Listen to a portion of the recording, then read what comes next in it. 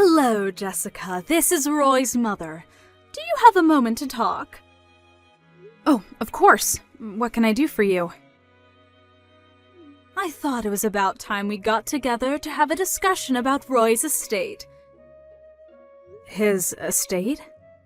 Don't you think it's a little bit too soon for that? It's only been a week since his funeral. Yes, I'm aware, but it's a discussion that we need to have, and the sooner the better. I'm not sure if Roy ever told you this, but he should have left a sizable amount of money to me.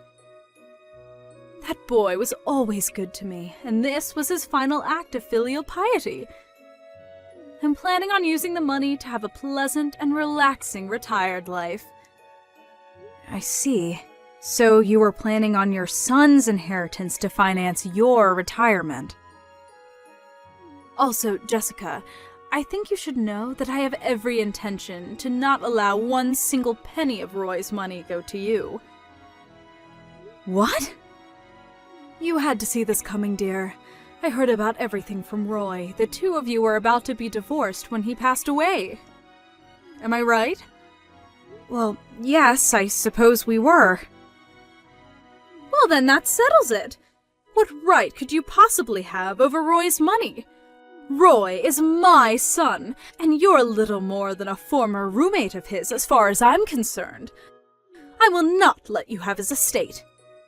Did Roy happen to tell you the specific circumstances of our divorce, or did he leave that part out? Isn't it obvious? You were a complete failure as a wife. You used him for his money, and you never paid him any of the attention or affection he deserved as your husband. You may have cheated my son out of some of his hard-earned money while he was living, but I will not let you steal from him now. Is that so? And that's all I have to say. Now pack up your things and be out of that house by this evening. Seriously? I'm dead serious, Jessica. The house you were living in belonged to Roy. He built it with his own money, his name is on the title, and now that he's gone, that house belongs to me, his mother. There's no fighting this, Jessica. It's all written very clearly in his will. The house is mine. I'm going to be moving in there as soon as possible, which means you need to leave as soon as possible. Take all your things, leave all of Roy's, and be out of that house by sundown. And I know if you take anything of Roy's, so don't even think about trying to steal his things. Ugh! Don't be such an immature brat, Jessica. You can't seriously be planning to try and stay in that house, can you? Since you were about to divorce him and move out anyway, I'm sure you already had arrangements made for another apartment or something. So there's no reason for you to stay there. Yeah, I guess you're right. I don't really need this house. Good, then it's settled, and we have no more reason to talk to each other. But seeing as the house is getting foreclosed on today, I don't think you'll be able to enjoy living there for very long. What? Foreclosed? I'll talk to the bank to tell them that you'll be the one to hand over the keys to them. But you'll need to sign over the deed to them by tonight, so make sure you bring a pen. If you ask them nicely enough, maybe they'll even give you an hour or so to take in some of your memories of Roy. What are you talking about? Hi there, Jessica. Hope you're doing well tonight. Thanks again for everything you did with my brother's funeral. I really appreciate it. Hey there, Steph. Don't mention it. By the way, did you get over the fever you caught after the funeral was over? How are you feeling? Oh, that? Nah, I'm totally fine right now. I've been over that for days. I bet I just overexerted myself. I was already burning the candle at both ends with my work lately, and then in the middle of that I had to deal with my brother's funeral. Wow, it must have been a really hard time for you then. I'm glad you're doing better anyway. It wasn't too bad. I bet it was way harder on you than me. I know that a lot happened between you and my brother, but I want you to know how grateful I am that you gave him a proper funeral, even after all of that. It's no problem at all, Steph. And by the way, my main purpose for messaging you right now is because I heard that my mom has been pestering you with texts lately about my brother's estate. Is that true? Yeah, kinda. Is she actually still living in that house right now? Yes. Yes, she is. Unbelievable. I don't know what she's thinking. It's like she's completely oblivious to everything that's happened over the last few years and her part in it. My dad says it's like talking to a brick wall trying to talk sense into her these days. Oh boy, I wish there was a way I could help. Well, that's actually the second thing I wanted to talk to you about. I know this is sudden, but are you free at the moment? If possible, I'd like to meet with you in person. There's a number of things I'd like to talk to you about, including what to do next about my mom. Yeah, I'm totally free tonight. I'm staying at the hotel that's right next to the bus station downtown. If I recall correctly, your house isn't too far away from here, right? We could either meet at your house or my hotel's lobby, whichever is best for you. I'll go ahead and head over to your hotel. I remember where it is. Thanks. See you then.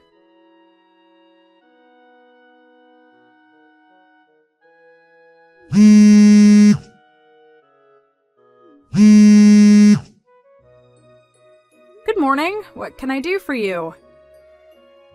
Don't give me good morning. Some people from a real estate agency just came by and said if I don't leave the house soon, they're going to call the police and have me arrested for trespassing. According to them, the house is actually in your name. That's the first I've ever heard of that. Why didn't you tell me? You already sold it to them? You owe me an explanation. Wait, you really didn't know about all that?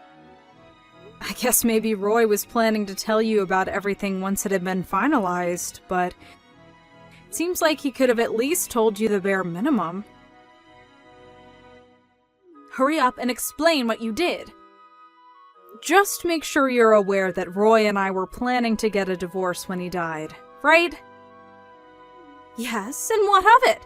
What does that have to do with you stealing my house and selling it without my permission?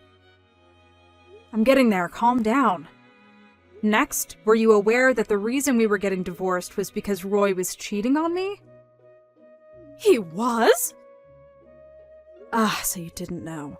Well, he was cheating on me, so I sued him both for the damages related to the affairs as well as for a divorce.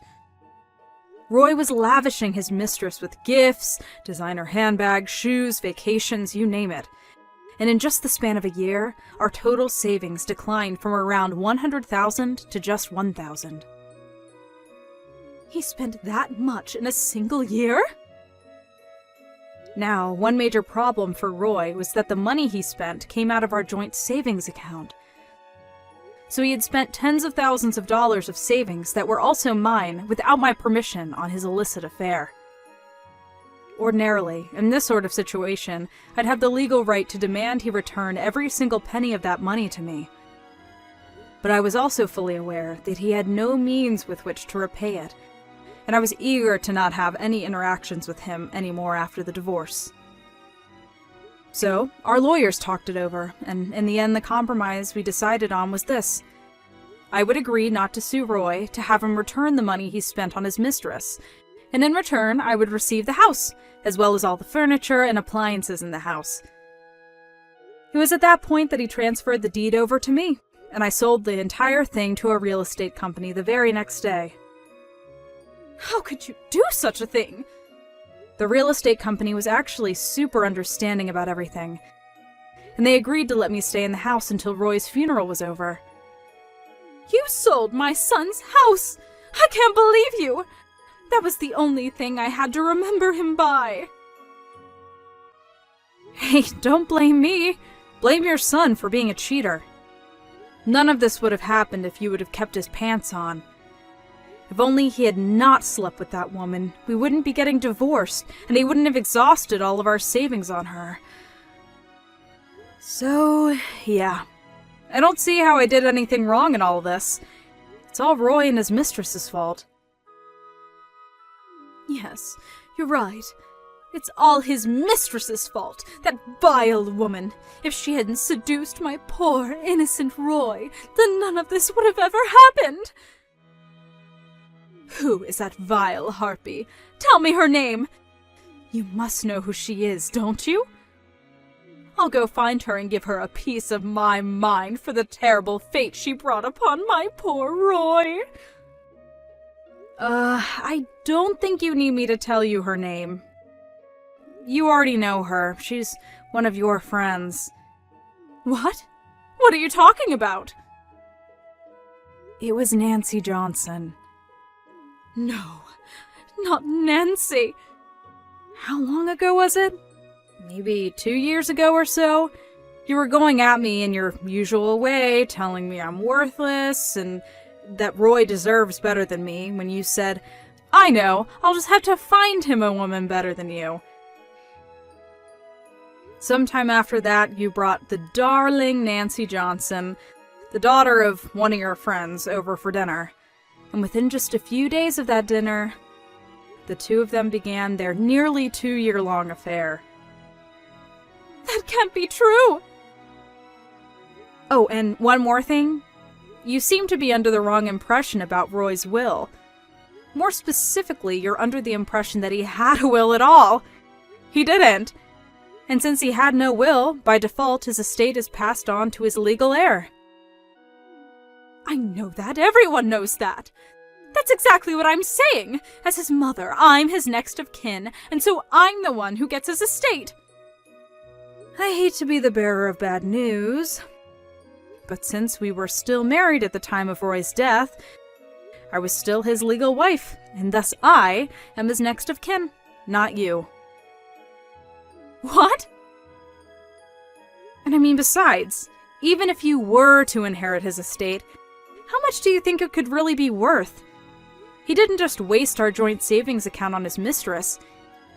He even blew through the savings he had from when he was single. So I don't know what you were expecting, but at this point he doesn't have much of an estate at all. Oh no. When going through his stuff the other day, I looked up his bank accounts, and none of them had more than a few dollars in it.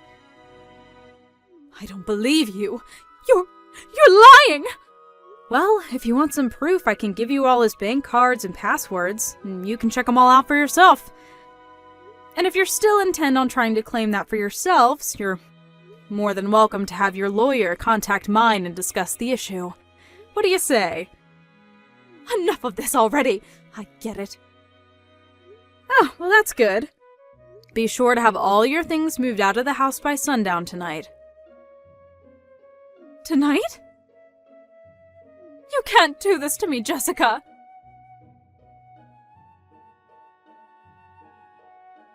Jessica? Where are you?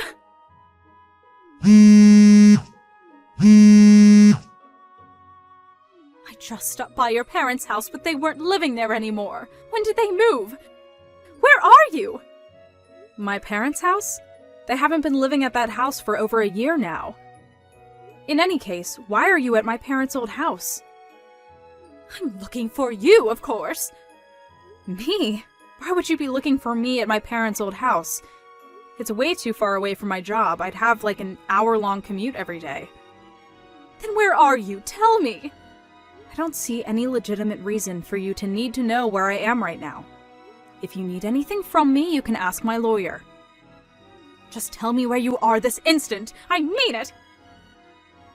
If you must know, I'm staying with a friend for a while. What friend? Give me the address of the house, Jessica. That's an order. Not a chance. Why would I? You and I are nothing anymore. I'm not your daughter-in-law. You're not my mother-in-law. Nonsense. Of course you're still my daughter-in-law. Even if Roy has passed away, nothing changes the fact that you were married into this family, Jessica. I'm still your daughter-in-law, whether you like it or not. And as my daughter-in-law, it is your duty to provide me with the financial support. Where did you hear that from? Some weird Facebook group or something? No, I no longer have any duty, morally or legally, to provide you with any support of any kind. You're not getting anything out of me. Don't run away from your responsibilities to me. Were you listening just now? The moment that Roy died, our legal marriage was dissolved, so I no longer have any legal connections to you whatsoever. Is that clear? I'm not your daughter-in-law anymore, and even if I was, I still would do everything in my power to not have to provide you with any support. You're terrible! I don't deserve to be treated this way! After everything you've done to me over the years? You deserve way worse from me than this. You're lucky I didn't sue you for emotional abuse. So no, I'm not going to give you the address for my friend's house, who is even less of a connection to you than me. Now just leave me alone! I never want to speak to you again for the rest of my life. You can't abandon me.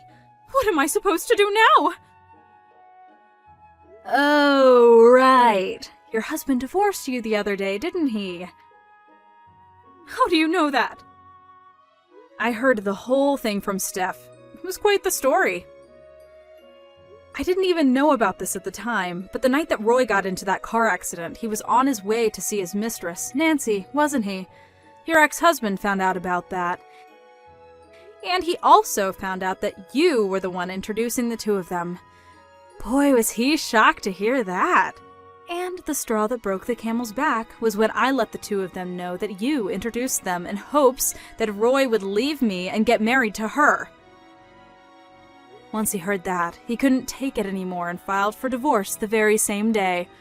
He kicked you out of the house. And when you tried crawling to Steph for help, she cut you out too. Aren't you in a predicament? But there was no way I could have predicted things would turn out like this. I'll give you that much. I wouldn't have seen it coming either if I was in your shoes. But then, if I was in your shoes, I don't think I'd be going around encouraging my son to have an affair, and also actively bringing him women to have affairs with. Please, Jessica, you have to help me. Why? Because I have nowhere else to go. My parents are long dead, and I have no siblings. Don't you remember your wedding vows? You promised to love my son, for better or worse, richer or poorer, in sickness and in health, right? Who cares about legal connections? You're my daughter-in-law. We're eternally bound through your marriage to Roy. I know we can get along well, you'll see. Did you forget the whole "till death do us part" bit? Or that you were the one who pushed Roy into his affair, which led to the ends of both our marriages as well as his life? Well, or that you were constantly verbally abusive to me throughout the entire time I've known you? Lucky for you, your son's good-for-nothing wife is officially out of your hair forever. Jessica, you have to give me a place to live. That's an order. No. Jessica? I'm blocking you. And if you ever try to contact me again, I'll get a restraining order put out on you. Jessica! Goodbye. Enjoy the rest of your life.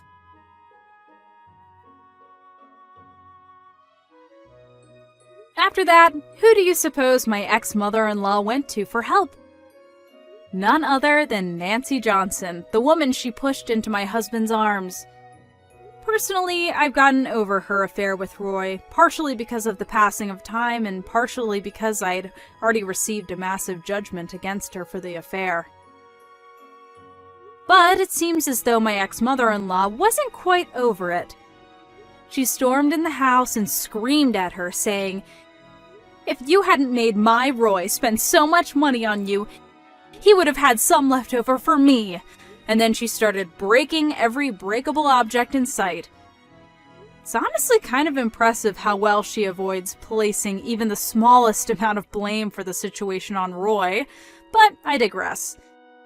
In the end, Nancy ended up suing her, and winning a hefty judgment for the damage done to her house. So, now my ex-mother-in-law is stuck with being a 70-year-old divorcee, working whatever odd jobs she's physically capable of in order to pay it off.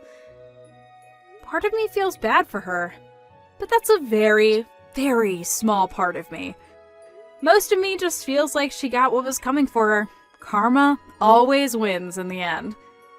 Oh well, none of that is any concern of mine anymore. Now I can finally get back to enjoying a nice, peaceful life with my fiancé. We're getting married next month.